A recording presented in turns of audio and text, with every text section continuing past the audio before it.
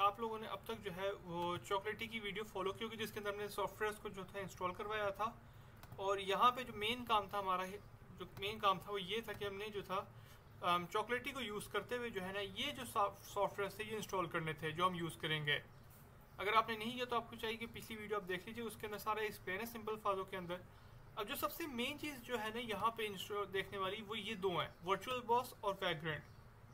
Virtual box अगर आप लोगों कुछ यूज़ किया और नहीं भी यूज़ किया तो हम लोग वर्चुअल बॉक्स को यूज़ करेंगे लिनक्स के जो सर्वर्स है ना वो क्रिएट करने के लिए, क्योंकि ज़ाहिर हम एक विंडोज़ के अंदर थोड़ी अपना एक ऑपरेटिंग सिस्टम लगाएंगे अब अलग से, यानी कि लिनक्स वगैरह का इस तरह सो ऑन विंडोज़ को रिप्लेस करके। तो हम लोग यूज़ करेंगे वर्चुअल बॉक्स। अब वैग्रेंट एक सबसे इंपॉर्टेंट चीज़ होगी जो वर्चुअल बॉक्स से रिलेटेड होगी। सबसे पहले हम वेबसाइट खोल लेते हैं इसकी।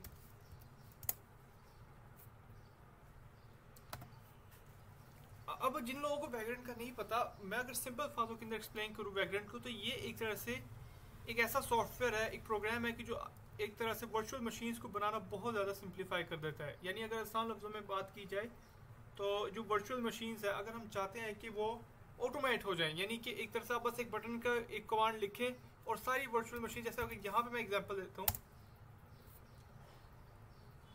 ऑटोमेट करें एंड सारी वर्चुअल मशीन उसी वक्त क्रिएट हो जाए, उसी वक्त सारी जो है चल पड़े, तो वो जो हम वैग्रेंट के थ्रू कर सकते हैं। ये हमारे पास ओपन होगी। अब आप जैसे ये देख रहे हैं वर्चुअल मशीन सारी यहाँ से लेके यहाँ तक, ये मैंने खुद नहीं बनाई, यानी मैंने खुद इस तरह नहीं किया कि ऐड करके फिर मैंने यानी ऐड करना, न्यू क्लिक करना, ठीक है ना। यहाँ जैसे एक वर्चुअल मशीन मैनुअली बनाना पूरी, और वो देखिए फिर iOS इमेज ढूंढनी पड़नी थी मुझे या वो डाउनलोड करनी पड़नी थी सारा, वो मैंने ऐसा कुछ भी नहीं किया। मैंने सिंपली जो था वैग्रेंट को जो मैंने चॉकलेटी के थ्रू इंस्टॉल किया था उसको यूज़ किया और उससे ये सारी वर्चुअल मशीन्स क्रिएट की। अब वैग्रेंट काम कैसे करता है ये एक अलग टॉपिक होगा, बस इतना आप समझ लीजिए कि जो सबसे इंपॉर्टेंट चीज़ होगी यहाँ पे वो होगी एक वैग्रेंट फाइल। अभी मैं जानता हूँ आपके पास ये फाइल नहीं होगी, लेकिन परेशान ना होइएगा, वो भी हम दिखाएंगे क्या करना है हम लोगों ने। ये एक वैग्रेंट फाइल, ये सबसे इंपॉर्टेंट चीज़ है, ठीक है ना। कि वैग्रेंट करेगा क्या कि इस फाइल को पूरा रीड करेगा और जो जो ऑपरेटिंग सिस्टम्स आपको लिनक्स के चाहिए वो चले जाएगा अपने वैग्रेंट क्लाउड के पास। अगर मैं यहाँ पे वेबसाइट टाइप कर दूँ वैग्रेंट क्लाउड, और उधर से क्लाउड से वो इमेजेस उठा लेगा, वहाँ पे उनको डाउनलोड कर लेगा। यानी आपको अलग से मिसाल के तौर पे सेंटोस, रेड हैट, उनकी वेबसाइट पे जाने की ज़रूरत ही नहीं है कि उनकी वेबसाइट पे जाऊँ फिर जाके कहूँ तो यार मुझे ये फला ISO चाहिए, ये फला वर्जन सोन। वो सारा काम आपने बस इधर इमेज लिखनी होती है, मिसाल के तौर पर जैसे सेंटोस 7 में लिख देता हूँ और आपको सेंटोस 7 से रिलेटेड उसकी इमेजेस मिल जाएंगी एंड सो ऑन। लेकिन इस पर जो है ना वैग्रेंट एक अलग टॉपिक बनाया जा सकता है, हमारा भी इससे कोई ताल्लुक नहीं। अब जो मेन चीज़ आपने करनी है ना यहाँ पे, जिस मकसद के लिए मैंने यहाँ पे वैग्रेंट को इंस्टॉल कराया है, वो ये है कि आप लोगों ने सबसे पहले जो है ओपन कर लेनी है एक गिटहब का फोल्डर, HKH ही है, HKH कोडर। अगर आप इसको टाइप करें गिटहब पे, इसका लिंक भी मैं डिस्क्रिप्शन में दे दूंगा, HKH कोडर V प्रोफाइल, इसको टाइप करके आपने ओपन कर लेना है यहाँ पे। और इस प्रोजेक्ट को जो है ना पूरे प्रोजेक्ट को आपने क्लोन कर लेना है, ठीक है। हम इस प्रोजेक्ट को यूज़ करेंगे अपने वैग्रेंट के फाइल्स बनाने के लिए, इस प्रोजेक्ट के लिए जो हम लोग यानी वेबसाइट होस्ट करनी है, ठीक है। अब हम आ जाते हैं वापस यहाँ पे, मैंने जो था पहले से ही कर लिया था यहाँ पे वी प्रोफाइल प्रोजेक्ट के अंदर। जब आप इसको ओपन करेंगे तो आपको नज़र आएगा कि सबसे पहले मिसाइल फोल्डर्स पहले क्लोज कर लेते हैं, आपने चले जाना है वैग्रेंट के अंदर, ठीक है। अब आपको यहाँ पे 4 जो है डिफरेंट नज़र आ रहे हैं, ऑटोमेटेड और मैनुअल, macOS M1 M2 का अपना है, ठीक है। और अगर M1 M2 के बगैर मैक यूज़ कर रहे हैं और विंडोज़ है तो आप ये यूज़ करेंगे, ठीक है। अभी हम ऑटोमेटेड की तरफ नहीं जाएंगे, हम लोग अभी मैनुअल को देखेंगे यहाँ पे भी। और मैनुअल के अंदर जाना है आपने वैग्रेंट फाइल के अंदर। अब यहाँ पे जो है ना आपके इस जो कमांड्स है वो मैं शो करना चाहता हूँ यहाँ पे, ये है वैग्रेंट फाइल। और अगर सिंपल फाइलों के अंदर कहा जाए, ये वो फाइल है कि जिसने आपकी जितनी भी वर्चुअल मशीन्स हैं उनको चलाना है, उनके अंदर जो IP एड्रेसेस असाइन करने हैं, जो होस्ट सेट करना है, जो हर वर्चुअल मशीन के लिए आप जितनी मेमोरी लगाना चाहते हैं, वो सारा काम आप जो है सिर्फ इस फाइल के थ्रू कर सकते हैं। अब इस फाइल को भी एक्सप्लेन अगर किया जाए तो वैग्रेंट के एक अलग से फाइल वीडियो है, उस पर किया जा चुका है, ठीक है ना। यहाँ पे अगर मैं सिंपल आपको ओवरव्यू दूँ तो ये जो देख रहे हैं ना कमांड्स, ये सबसे इंपॉर्टेंट है। ये ऊपर जो 3 है ये वो कमांड्स है जो एक तरह से इस चीज़ को इंश्योर करते हैं कि हर वर्चुअल मशीन पे जो है ना इन कमांड्स का इफेक्ट अप्लाई हो। अब ये कमांड्स क्या है, अगर सिंपल फाइलों के अंदर बात की जाए तो ये आपके पास एक होस्ट मैनेजर डॉट इनेबल है। इसका फ़ायदा ये होगा कि जितनी भी वर्चुअल मशीन है, जैसे डेटाबेस की वर्चुअल मशीन, M कैश की virtual machine, Rabbit message queue, Tomcat, nginx, उन सब पे जो है ना एक तरह से होस्ट मैनेजर एक्सेस कर लिया जाएगा। उस होस्ट मैनेजर के जो नेम शेम चेंज करना है, नेम वगैरह अगर आपने चेंज करना है और सो ऑन, या आईपी एड्रेस वगैरह लगाना है, उसकी भी आपको इजाजत मिल जाएगी तमाम वर्चुअल मशीन्स पे। ये है एक सिंपल सा कोड, आपको याद करने की जरूरत नहीं है, ठीक है ना। ये आप क्या कोड, किससे कोड लिखना है आपको, बस अंडरस्टैंड करना सिंटैक्स को, याद करने की जरूरत कुछ भी नहीं। अब जो यहाँ पे अब ये बॉक्स देख रहे हैं, यहाँ पे ये लिंक, जैसे पहली वर्चुअल मशीन की बात की जाए तो वो जो वैग्रेंट क्लाउड मैंने ओपन किया था आप लोगों के सामने, तो आपने बस यहाँ पे यूरो लिनक्स लिख देना, शायद यूरो लिनक्स कुछ था उसका, तो उससे रिलेटेड आपको वर्चुअल मशीन आ जाएगी एंड सो ऑन। लेकिन आपको जो है ना एक तरह से सर्च करने की जरूरत नहीं, पहले से ही सारा कुछ लिखा हुआ है, ठीक है। ये मैं एक्सप्लेन कर रहा था कि यानी कि उधर से उसने CentOS स्ट्रीमलाइन उठा लिया, ठीक है, एंड सो ऑन। अब ये जो VM.box का वर्जन है वो आपने अपनी तरफ से सेट कर लिया। मेन चीज़ होस्ट नेम है, क्योंकि देखें हम हर वर्चुअल मशीन को चलाने के लिए सबसे इंपॉर्टेंट चीज़ यह है कि उसका एक आईपी एड्रेस होना चाहिए उसका अपना, ना कि किसी दो वर्चुअल मशीन को सेम आईपी एड्रेस आपने देना है, ठीक है ना। वरना वो फिर कम्युनिकेट नहीं कर पाएंगे या लॉन्च नहीं हो पाएंगी, ठीक है। डिफरेंट आईपी एड्रेसेस हो, लेकिन जब हम लोगों ने उनको एक दूसरे के साथ कम्युनिकेट करवाना, हम कभी आईपी एड्रेस को नहीं यूज़ करेंगे, क्योंकि वो डिफरेंट भी हो सकती हैं और वक्त उसको समझा नहीं जा सकता, ठीक है ना। यानी नंबर्स होते तो कुछ नहीं, तो उसके लिए फिर हम लोग यूज़ करते हैं यहाँ पे होस्ट नेम को। इसलिए जो था मैंने ऊपर होस्ट मैनेजर को जो था इनेबल करने का हमने कमांड यूज़ की थी, ताकि इसका फ़ायदा ये होगा कि अब जो जैसे ये डेटाबेस है, अगर इसने Mcache से रब्ता करना हो तो ये सीधा सिर्फ उसके होस्ट नेम को यूज़ करते हुए रब्ता करेगा, ना कि आईपी एड्रेस को यूज़ करते हुए। तो ये आपका ओवरऑल कमांड है सारा, और इसके अंदर इतना कुछ खास भी नहीं। और यहाँ पे आप देख सकते हैं कि मैंने अपनी मर्जी का जो है मेमोरी GUI की इजाज़त दी। अगर ये इसको मैं कमांड को कर देता हूँ यहाँ पे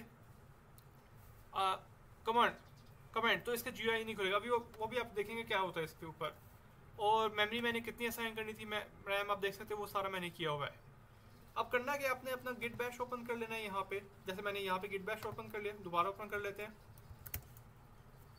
जब आपने गिट इंस्टॉल की होगी वैग्रेंट चॉकलेटी के थ्रू, तो आपका गिट बैश भी ऑटोमेटिकली इंस्टॉल हो गया होगा उसके साथ। सबसे पहले चले जाना है CD, ये मेरे अपनी फाइल की बात है, आपकी फाइल डिफरेंट भी हो सकती है।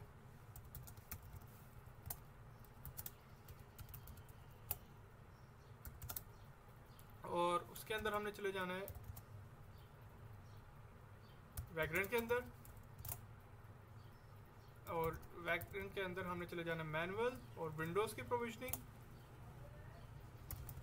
अब ये कमांड अब आपने जो है ना सिंपली करना यहाँ पे ये कि जैसे मैं आपको शो कर सकता हूँ, मेरा वैग्रेंट पहले से ही जो है ऑन है, यानी कि मेरे पास वैग्रेंट इंस्टॉल्ड है चॉकलेटी के थ्रू।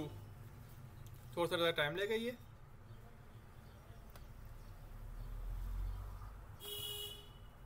ओके, कुछ ज़्यादा ही टाइम ले रहा है।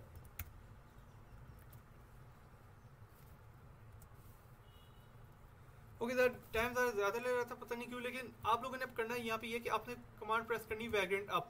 अब चूंकि यहाँ पे जो वैग्रेंट, अब हम लोग यहाँ पे आ गए। अब हम लोगों ने करना सिंपली ये कि प्रेस करना है वैग्रेंट अप कमांड।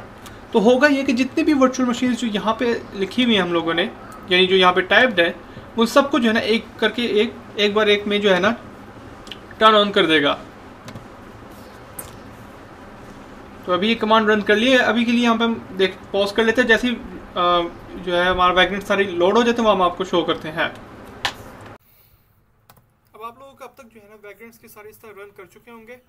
अगर आप लोगों को कोई एरर आता है जैसे होस्ट मैनेजर का, तो उसका सिंपल हल यहाँ पे ये होता है कि आप लोगों ने करना ये है कि अगर होस्ट मैनेजर की बात की जाए यहाँ पे,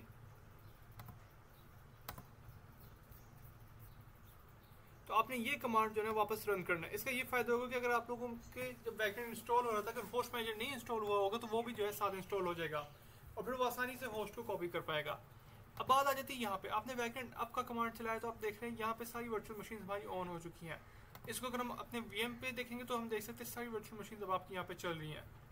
अब थोड़ी सी हम लोग देख लेते हैं कि टेस्टिंग कैसे करनी है। यहाँ पे मैं मिसाल के तौर पे अब करता हूँ वैग्रेंट SSH। इसका मकसद ये होता है कि मैंने जो है यानी किसी मशीन के जो है शेल कमांड पे जाना है, यानी अब उस मशीन को मैंने एक्सेस करना है, उस मशीन के अंदर जो जो चेंजेस मैं करना चाहूँ वो कर सकता हूँ। इसके लिए हम यूज़ करते हैं। अब आप देख सकते हैं कि चूँकि हम लोगों ने मल्टीपल वर्चुअल मशीन चलाई हुई एक ही वैग्रेंट फाइल के थ्रू, तो ये जो है ना एक तरह से सिर्फ SSH पे नहीं बल्कि उसका जो है नेम भी चाहिए जो हमने होस्ट मैनेजर के अंदर दिया हुआ, जैसे Web01। अगर आप यहाँ पे चेक करेंगे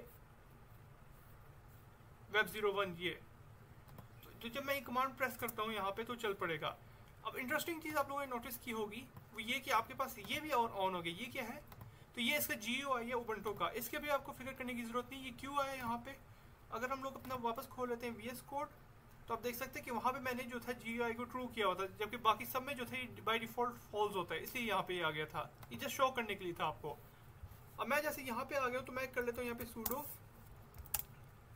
ठीक है, और फिर हम लोग चले जाते हैं यहाँ पे cd/ls। अब आप लोगों ने करना क्या, सिंपली बस /etc/ और ओके होस्ट नहीं कैट, आपने कैट प्रेस करके, तो यहाँ पे जो मेन चीज़ आपने नोटिस करनी है यहाँ पे वो ये है कि अब ये इसलिए हम होस्ट मैनेजर को यूज़ करें कि उसके पास तकरीबन सारे जो वर्चुअल मशीन्स उस वैग्रेंट फाइल के अंदर थे, यानी यहाँ पे, और जो भी उनके IP एड्रेस जो भी होस्ट है सबका जो है ना इसके पास एक्सेस आ चुका है। यानी अगर इससे कम्युनिकेट करो DB01 तो बजाय उसके IP एड्रेस को यूज़ करते हुए वो सिर्फ हम लोगों ने DB01 यूज़ करना है, वो खुद ही समझ जाएगा उसने जाना किसके पास है। अब इसको साथ टेस्ट करते हैं कि हमारी वर्चुअल मशीन कनेक्टेड है या नहीं। तो हम यूज़ करेंगे पिंग, उसका हम जिस वर्चुअल मशीन से कनेक्ट करें, जैसे DB01 -C और 4, यानी चार बार जो है ना ये रिक्वेस्ट रिस्पॉन्स भेजेगा और चेक करेगा कि सक्सेस है या नहीं।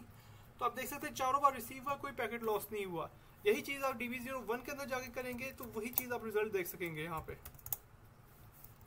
अगर मैं वाइब्रेंट SSH की बजाय कर लेता हूँ यहाँ पे app01,